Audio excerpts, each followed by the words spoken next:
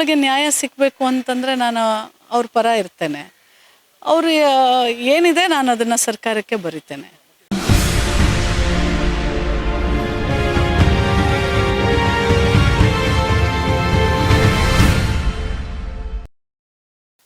Welcome to our YouTube family Kudla rampage. ಮಂಗಳೂರಿನ Kadri circuit ಹೌಸ್ಗೆ ಮಹಿಳಾ ಆಯೋಗದ ಅಧ್ಯಕ್ಷೆ ನಾಗಲಕ್ಷ್ಮಿ ಚೌಧರಿರವರು ಕೂಡ ಭೇಟಿ ನೀಡಿದ್ರು. ಈ ಸಂದರ್ಭ ಸೌಜನ್ಯಲ ತಾಯಿ ಕುಸುಮಾವತಿ ಎಂದು ಮನವಿಯನ್ನು ಕೂಡ ಸಲ್ಲಿಸಿದ್ರು.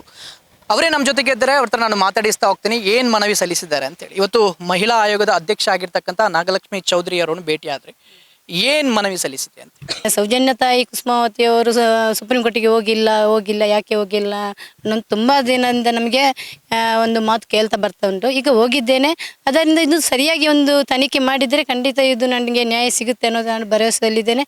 ಅದನ್ನು ಇವತ್ತು ನಾನು ನಾಗಲಕ್ಷ್ಮಿ ಚೌಧರಿ ಅವರಿಗೆ ಸರ್ಕಾರ ಯಾವ್ದು ಕೂಡ ಅಡ್ಡಕಾಲು ಇಡಬಾರ್ದು ಅನ್ನುವಂಥದ್ದು ನಾನು ನಾಗಲಕ್ಷ್ಮಿ ಚೌಧರಿಗೆ ಮನವಿಯನ್ನು ನಾನು ಇವತ್ತು ಕೊಟ್ಟಿದ್ದೇನೆ.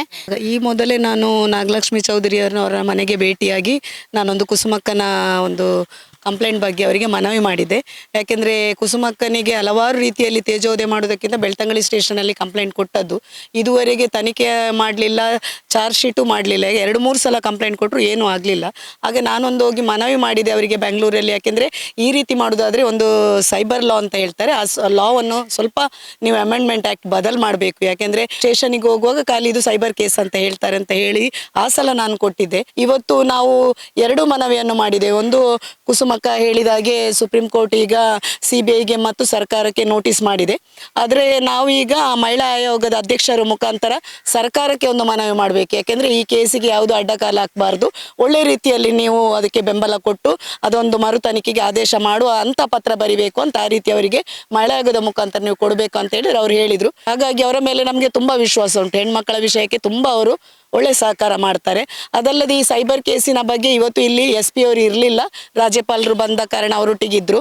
ಕಮಿಷನರ್ ತಂಡ ಕೂತ್ಕೊಂಡು ತುಂಬ ಎಕ್ಸ್ಪ್ಲೈನ್ ಮಾಡಿ ಸೈಬರ್ ಕೇಸಿನ ಬಗ್ಗೆ ಹೇಳಿದರು. ಅದನ್ನು ಪುನಃ ಈಗ SP ಅವರ ಗಮನಕ್ಕೆ ತರ್ತಾರೆ. ಎಲ್ಲ ವಿಷಯ ಅವರಿಗೆ ಎಕ್ಸ್ಪ್ಲೇನ್ ಮಾಡಿ ಹೇಳುವಾಗ ಅವರಿಗೂ ಬೇಸರ ಆಯಿತು. ಈ ರೀತಿ ಧರ್ಮಸ್ಥಳ ಬೆಳ್ತಂಗಡಿಯಲ್ಲಿ ಯಾಕೆ ಇಲ್ಲಿ ಹೀಗೆ ಮಾಡ್ತಾ ಇದ್ದಾರಂತ.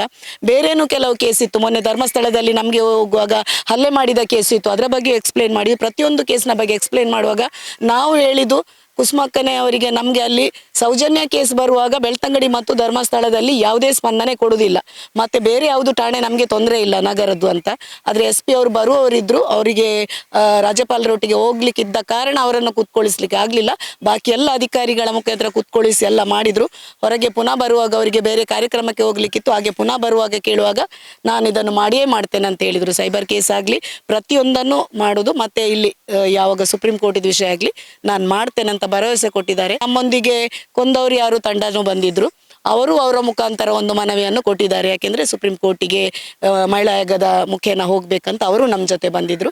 ಹಾಗೆ ಕುಸುಮಕ್ಕಂದೊಂದು ಮನವಿ ಮತ್ತು ಅವರ ತಂಡದ ವತಿಯಿಂದ ಇನ್ನೊಂದು ಮನವಿಯನ್ನು ಮಹಿಳಾ ಆಯೋಗಕ್ಕೆ ಇವತ್ತು ಕೊಟ್ಟಿದ್ದೇವೆ ಅಂತ ಹೇಳಿದ್ರೆ ಈಗ ಮುಖ್ಯವಾಗಿ ಸುಪ್ರೀಂ ಕೋರ್ಟ್ನ ಮೆಟ್ಟಿಲೇರುವಂಥದ್ದು ಸೌಜನ್ಯ ಪ್ರಕರಣ. ಸೊ ಮಹಿಳಾ ಆಯೋಗದ ಅಧ್ಯಕ್ಷರ ಮುಖಾಂತರ ಯಾವುದೇ ಅಡ್ಡಗಾಲು ಹಾಕಬಾರ್ದು ಅಥವಾ ಅಬ್ಜೆಕ್ಷನ್ ಅನ್ನು ಹಾಕಬಾರ್ದು, ಮರುತನಿಖೆಗೆ ನಮ್ಮದು ಯಾವುದೇ ಅಭ್ಯಂತರ ಇಲ್ಲ ಅಂತೇಳಿ ಸರ್ಕಾರಕ್ಕೆ ಮುಟ್ಟಿಸುವಾಗೆ ಮಹಿಳಾ ಆಯೋಗದ ಅಧ್ಯಕ್ಷೆಗೆ ಮುಟ್ಟಿಸಿದ್ರಿ, ಅದು ಅವ್ರು ಮುಟ್ಟಿಸ್ತೀನಿ ಅಂತಲೂ ಕೂಡ ಹೇಳಿದ್ದಾರೆ. ಅವರ ಕರ್ತವ್ಯ. ಈಗ ಧರ್ಮಸ್ಥಳ ಸೌಜನ್ಯಕ್ಕೆ ಸುಪ್ರೀಂ ಕೋರ್ಟ್ ಅಲ್ಲಿ ಹೌದು ಮನವಿ ಏನು ಅಂತ ಹೇಳಿದ್ರೆ ಯಾವುದೇ ಅಬ್ಜೆಕ್ಷನ್ ಕೂಡ ಸಲ್ಲಿಸಬಾರ್ದು ಸರ್ಕಾರ ಅಂದ್ರೆ ಸುಪ್ರೀಂ ಕೋರ್ಟ್ ಅಲ್ಲಿ ಮರು ತನಿಖೆಗೆ ನಮ್ದು ಸಹಕಾರ ಇದೆ ಅಂತೇಳಿ ಸರ್ಕಾರ ಹೇಳಬೇಕು ಅಂತ. ಸೊ ನೀವೇನು ಅಲ್ಲ, ಒಂದು ಹೆಣ್ಣುಮಗಳಿಗೆ ನ್ಯಾಯ ಸಿಗಬೇಕು ಅಂತಂದರೆ ನಾನು ಅವ್ರ ಪರ ಇರ್ತೇನೆ. ಅವರು ಏನಿದೆ ನಾನು ಅದನ್ನು ಸರ್ಕಾರಕ್ಕೆ ಬರಿತೇನೆ. ಸೊ ಸರ್ಕಾರಕ್ಕೆ ಏನು ಹೇಳ್ತೀರಾ ಅಂತೇಳಿ. ಸರ್ಕಾರಕ್ಕೆ ನನ್ನ ಮನವಿ, ನಿಮಗೆ ನೋಟಿಸ್ ಮಾಡಿದ ಮೇಲೆ ನೀವು ಅದಕ್ಕೆ ಆದೇಶ ಕೊಡಿ, ಮರು ತನಿಖೆ ಮಾಡಿ ಅಂತ. ಆದೇಶ ಕೊಟ್ಟ ಕೂಡಲೇ ಖಂಡಿತ ಎಲ್ಲ ಸಾಕ್ಷಿಗಳು ಬರ್ತದೆ. ಮತ್ತು ನಿಮ್ಮಲ್ಲಿ ಇತ್ತು ಸಾಕ್ಷಿಗಳು, ನೀವು ಆಕ್ಯುಟಲ್ ಕಮಿಟಿ ರಚನೆ ಮಾಡಿ, ನಾವು ಎಷ್ಟು ಬೊಬ್ಬೆ ಹೊಡೆದ್ರು ಆಕ್ಯುಟಲ್ ಕಮಿಟಿ ರಚನೆ ಮಾಡಿ ಅದನ್ನು ಸರಿಯಾಗಿ ಮಾಡಲಿಲ್ಲ. ಆಕ್ಯುಟಲ್ ಕಮಿಟಿ ರಚನೆ ಮಾಡ್ತಿದ್ರೆ ತಪ್ಪಿತಸ್ಥ ಅಧಿಕಾರಿಗಳಿಂದಲೇ ಇದೆಲ್ಲ ಯಾರು ನಾಶ ಮಾಡಿದ್ರಂತ ಖಂಡಿತ ಗೊತ್ತಾಗ್ತಿತ್ತು. ಅದು ನೀವು ತಪ್ಪು ಮಾಡಿದ್ದೀರಿ ಸರ್ಕಾರದಿಂದ. ಹಾಗೆ ಇನ್ನೊಂದು ತಪ್ಪು ನೀವು ಮಾಡುವುದಿಲ್ಲ ಅಂತ ಭರವಸೆ. ಇದರಲ್ಲಿ ನಿಮಗೆ ಏನು ಆಗಲಿಕ್ಕಿಲ್ಲ. ತನಿಖೆಗೆ ಬೆಂಬಲ ಕೊಡಿ, ಮರು ತನಿಖೆ ಆಗ್ಬೇಕಂತ ನಿಮ್ಮ ಒಂದು ಪತ್ರವನ್ನು ನಾವು ಕೇಳೋದು. ಇದು ಮಾಡಲೇಬೇಕಂತ ನೀವು ಹೇಳಿದ್ರೆ ಖಂಡಿತ ಸುಪ್ರೀಂ ಕೋರ್ಟ್ ಅಲ್ಲಿ ಮಾಡಿಸ್ತದೆ. ಯಾಕೆಂದ್ರೆ ತಮಿಳುನಾಡು ರಾಜ್ಯದಲ್ಲಿ ನಾವು ನೋಡ್ತಾ ಇದ್ದೇವೆ, ಒಂದು ಪೊಲೀಸ್ ಇಲಾಖೆಯಿಂದ ಮಾಡಿದ ಕೆಲಸದಿಂದ ತಪ್ಪು ಮಾಡಿದ ಒಂದು ಮಹಿಳಾ ಪೇದೆಯಿಂದ ಈ ಒಂದು ಕೇಸ್ ಟ್ವಿಸ್ಟ್ ಆಗಿ CBI ಅಲ್ಲಿ ಯಾವ ರೀತಿ ವರದಿ ಮಾಡಿದ್ದಾರೆ, CBI ಅಲ್ಲಿ ಯಾವ ರೀತಿ ಎನ್ಕ್ವೈರಿ ಮಾಡಿದ್ದಾರೆ, ಇವತ್ತು ಮರಣದಂಡನೆ ಆಯಿತು.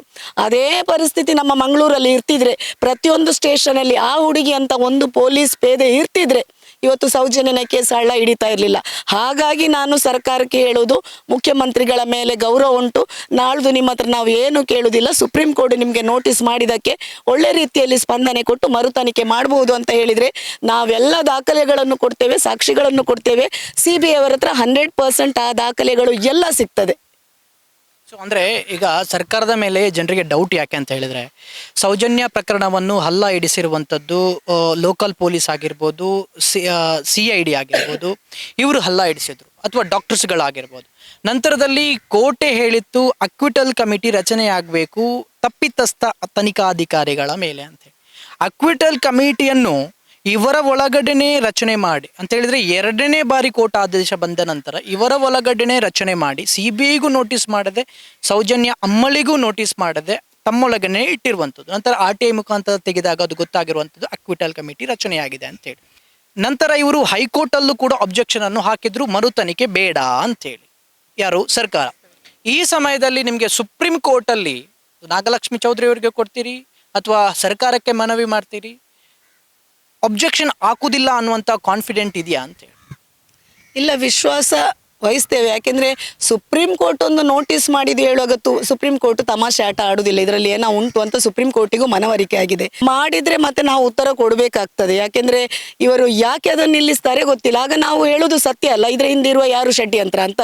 ಸಾಮಾನ್ಯ ಒಂದು ವ್ಯಕ್ತಿ ಮಾಡಿದ್ರೆ ಈ ರೀತಿ ಮಾಡುದಿಲ್ಲ. ನೀವು ಹೈಕೋರ್ಟಲ್ಲಿ ಸಹ ಬೇಡ ಹೇಳುವವರು ಅಕ್ವಿಟಲ್ ಕಮಿಟಿ ಸರಿಯಾಗಿ ರಚನೆ ಮಾಡುವುದಿಲ್ಲ ಅಂತ ಹೇಳುವಾಗ ಆಗ ನಿಮಗೆ ಯಾಕೆ ಭಯ ಅಂತ ಕೇಳುವುದು? ನಿಮ್ಮ ಹಿಂದಿರುವ ಶಕ್ತಿ ಯಾವುದು? ನಾವು ಕೇಳೋ ಪ್ರಶ್ನೆಗಳಿಗೆ ಉತ್ತರ ಕೊಡಿ. ನಿಮ್ಮ ಕೈ ಕಟ್ಟಿಸುವವರು ಯಾರು? ಈಗ ಮುಕ್ತವಾಗಿ ನಾವೇನು ಒತ್ತಡ ಹಾಕುದಲ್ಲ, ಯಾರು ಹಾಕುದಲ್ಲ. ಮಾನ್ಯ ನ್ಯಾಯಾಲಯವೇ ನಿಮಗೆ ನೋಟಿಸ್ ಮಾಡಿದಾಗ ನೀವು ಅದಕ್ಕೆ ಮರು ತನಿಖೆಗೆ ಆದೇಶ ಕೊಡಿ ಅಲ್ಲ. ನನಗೆ ಸುಪ್ರೀಂ ಕೋರ್ಟ್ ಆದೇಶ ಮಾಡಿದ್ದು, ನಿಮಗೂ ಮಾಡಿದ್ದು ನೋಟಿಸ್, CBIಗೆ ಸುಪ್ರೀಂ ಕೋರ್ಟ್ ಮಾಡಿದ್ದು, ನಾವು ಮಾಡಿದಲ್ಲ. ಹಾಗಾದ್ರೆ ಏನು ಇಲ್ಲದೆ ಸುಪ್ರೀಂ ಕೋರ್ಟ್ ಮಾಡುದಿಲ್ಲಲ್ಲ. ಹಾಗಾಗಿ ನೀವು ನಮ್ಮ ರಾಜ್ಯದ ಗೌರವವನ್ನು ಉಳಿಸ್ತೀರಿ, ನಿಮ್ಮ ಸರ್ಕಾರದ ಗೌರವವನ್ನು ಉಳಿಸ್ತೀರಿ.